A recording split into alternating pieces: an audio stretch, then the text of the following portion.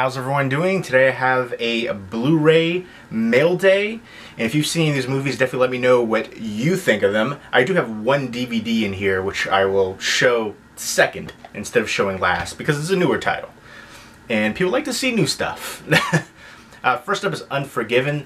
This is going to be released from Warner Brothers, and this is the 4K Ultra HD Blu-ray Digital HD Combo Pack. Modern, classic, western. It's been years since I've seen this one and I can't wait to revisit it. I really want to check it out in 4K. There's been some surprising good 4K releases for older titles, like Goodfellas looked incredible on 4K Ultra HD. I think a lot of people just don't understand that and just write it off. It's like, oh, it's an older title, it's not going to do anything for it, but that's not true. I mean, a lot of people still aren't on the 4K bandwagon, but it is the best top tier quality. Upscaling even helps it look better. Check out The Shallows. That was the one that really hooked me, and it's kind of fitting. It's a shark attack movie, but a great character driven shark attack movie. The best shark attack movie since Jaws in my opinion.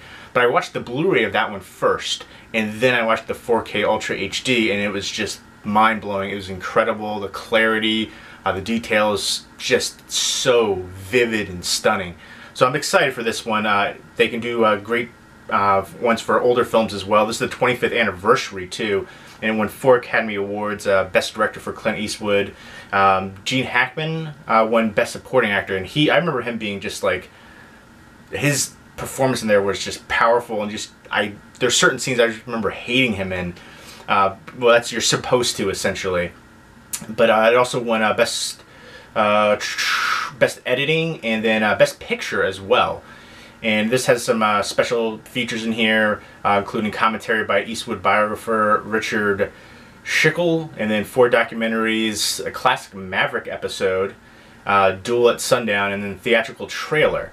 So that is cool, and I'm looking forward to checking it out on 4K Ultra HD, the newest format out there. I think a lot of people didn't think there was going to be another format after Blu-ray. I remember everybody was saying, oh, it's just going to be straight to digital. Surprise! Now I hear some people saying, well, there could be 8K next. I don't know. I think 4K is it personally now. I think a lot of people are still going to go digital, but there's still going to be a ton of people into physical media. I'm always going to be a physical media guy. I see certain companies doing like burn-on-demand stuff. I think there's going to be ones that are going to do like factory-pressed ones, but they're going to be limited editions. There might be a little bit more money. They might be, you know, limited to 3,000, 5,000, whatever the case may be. But that'll be the way for limited edition, you know, physical media. And I see vinyl making a huge comeback. Vinyl's actually, I think, for physical media has had the strongest selling, and they've kind of, you know, re-released the whole thing. They do like, you know, special editions, different colored vinyl, you know, all kinds of limited edition stuff like that. So that could be the future for physical media for movies as well. I mean, they already kind of have that, steelbooks, digibooks, all kinds of stuff. But next up is the Soul DVD. This is a review copy. I requested it like a couple days ago, so they didn't have any Blu-rays or 4K Ultra HDs left for review. And this is from Sony, and this is Resident Evil: The Final Chapter. Mila Jovovich, and it has Ruby Rose, has a few other recognizable people in here too. But for me, this series, much like the Underworld series, just becomes so derivative. It feels like you're watching the same movie with just little slight variations. You know, there's a little bit different creatures, a little bit of a twist here and there, but it's basically the same thing rehashed over and over and over. I love the first Resident Evil movie, and I really enjoyed the second one. And then there was one of the CG animated ones that I really enjoyed. But then after that, like, all the other ones just seem too repetitive, too much of the same thing, too derivative. And this one felt like the same thing too. It was just like, really, it's the same stuff. They just jump right into it. And so many of these ones don't feel like standalone movies. And that's something I hate. I want to watch a movie that's a standalone movie. It could be a continuation, you can continue it over, but I also want to be able to just watch it by itself and not feel like it's just an interlude to another segment. And even this one right here, it's the final chapter. Much like the Saw franchise, which was the final chapter, they're going to make another Saw movie, and they could easily make another Resident Evil movie. This movie for me, it was hard to sit through. It was tedious watch up until they got to the Hive. Once they got to the Hive, then it actually got interesting. But there's so many things that just kind of, you have to suspend disbelief, of course, but like, why did they spend all this time wasting the time if there's like a countdown doing this one thing when they could have easily just gone to the Hive right away? Like, there's so many things that just make you shake your head on this. And I feel like this franchise has just kind of devolved. And this is again by Paul W.S. Anderson. For me, it was, I don't know, about an average film. If you like the Resident Evil franchise, I guess I would say check it out. But overall, it's nothing spectacular. There's nothing that jumps out. They try to do something new, but I don't know. It feels like it was a little too late for that. And there's certain things you can kind of see coming as well.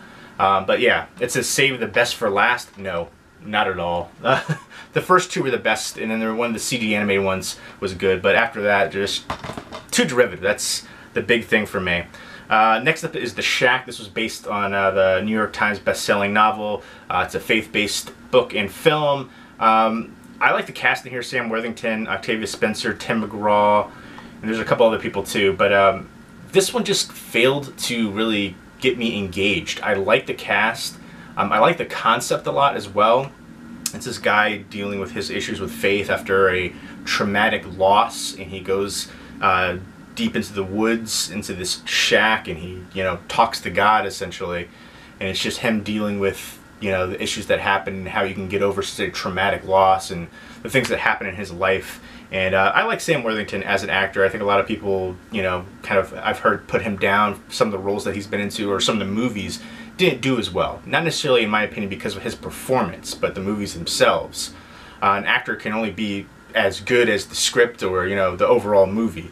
Sometimes an actor can carry a movie, but still not enough. But this one for me, again, there are some faith-based films that I really enjoy. I liked War Room recently, which surprised me. I liked, there's another one called Greatest, I believe, was a football faith-based one. There's a lot of sports faith-based ones that I really enjoy. And again, I like the concept here, I like the cast, but it just didn't really, I just felt like it was going through the motions. It didn't really capture me as much as I was hoping it would be, hoping it would. I'm going to talk about this a little bit more coming up in a future update, but if you're into faith-based films, I'd say check it out. But again, for me, it didn't reach me. It didn't grab me in. I wanted it to. I liked the concept a lot. Next up, and this was from Summit Films right there. So yeah, it's there's been a whole bunch, like a whole wave. I mean, obviously there's been a bunch of faith-based films out there, but there's a whole wave of like mainstream Hollywood ones recently. Rock Dog, which is from Lionsgate, and this is also from Summit. And this is great voice casting here with J.K. Simmons, Luke Wilson, Eddie Izzard, and Kenan Thompson. I definitely enjoy Kenan Thompson doing the voices. He's been on Saturday Night Live, which seems like forever now, but I remember him way back in the day, Nickelodeon, Kenan and Kel. But yeah, Good Burger too. But J.K. Simmons, definitely enjoy him as an actor. This is from the director of Toy Story 2. It looks, like a decent animated movie. I like the animation style to it. Kind of reminds me of like a Kung Fu Panda a little bit, the way that the graphics are. But it's basically, I guess, it kind of reminds me of, there's like a whole bunch of singing-based stuff. Like Sing I really enjoyed. But there's a Tibetan Mastiff who wants to become a rock and roll star, and he's kind of torn with his, family and his way, his village. So yeah, I'll check that one out coming up soon. And from Paramount, I'm excited to revisit this one. I can't believe it's been so long. I think, yeah, this is the 40th anniversary director's cut. 40 years, holy moly. John Travolta. Yeah, I remember the Sweat Hogs, Welcome Back Kotter, all those kind of old school stuff that he did. But this one is one of the earlier things that I saw him in, that swagger, that strut down the street. Some great music, disco dancing. So I'm looking forward to checking out this one. Some special features in here, some, I believe, new special features too. So yeah, this is the director's cut. Interesting to see how it compares to other cuts of the film. But yeah, there's some deleted scenes and Fever Challenge and commentary, Catching the Fever, Back to Bay Ridge, Dance Like Travolta, 70s Discopedia, and I love that slipcover. Awesome slipcover. So excited to revisit that one. It's been a while, but I remember this one being a lot of fun. John Travolta at top of his game, or actually really kind of launched his career essentially. And next up are three horror films from Severin Films. And Severin is doing a great job with their releases. Some really good special features on their releases too. Some of their special features are just as good as the films. And this one is Cathys Curse. Now, I used to date this girl Cathy for like 4.5 years. So I immediately thought of her when I saw this. I was like, I'm still friends with her though. But yeah, this is a Canadian film. And yeah, what I like about this is actually kind of funny. On the back here, it says, "Forget what you've seen in blurry bootlegs and crappy budget packs. This is the first ever restoration of the depraved Canadian shocker. It was hailed as the genre rediscovery of the year," which is in bold. But it's basically kind of like it says Exorcist, Omen, Carrie-inspired grindhouse film. New 2K transfer with tons of new special features on here. So this is the director's cut, has the US release cut. So yeah, a ton of special features. I'm definitely looking forward to checking this one out. It looks gory and gross. There's a girl who gets burned alive in a car, and then 30 years later the brother returns with a mentally unstable wife and a sweet daughter Cathy, who gets possessed by the evil aunt and does crazy things. So essentially another killer kid kind of movie, which my favorite killer kid movie is The Island of the Damned, aka Who Can Kill a Child, which desperately needs a Blu-ray release. I'd love to see a company like Severin put that out. So yeah, that's one that I'd never hear anybody talk about. Island of the Damned, aka Who Can Kill a Child. I have the DVD release for it. I think it was Dark Sky had the rights back then. I'm not sure if the rights are still up now or not, but yeah, that needs a Blu-ray release super, super bad. The Other Hell, which I used to have this on DVD forever ago. It's a nunsploitation film from Bruno Mattei. And yeah, just tons of crazy blood and sex and Satanism and crazy stuff going on here. Violence, sexual violence, and an undeniably blasphemous orgy of stabbings, stigmata, Satanism, and sexual violence and graphic savagery. How would you not want to see that after that kind of description? But again, some good special features in here too. So looking forward to revisiting this one. It's been ages since I've seen this. Next up is Dark Waters, which this one I am not familiar with, and I'm really looking forward to checking it out. I like the description here. There's an English woman who has a connection to a remote island convent, and there's unholy torment and blasphemy and graphic demonic depravity. So somewhat similar sounding to this, but I guess they don't play up the nunsploitation aspect quite as much. And yeah, it's filmed in the Ukraine. And yeah, a bunch of special features on here too, so exciting to check this out. So again, I'm loving what Severin's doing. They're a really good company releasing horror films, so if you're into horror, definitely check out Severin. And again, if you've seen these movies, definitely let me know what you think of them.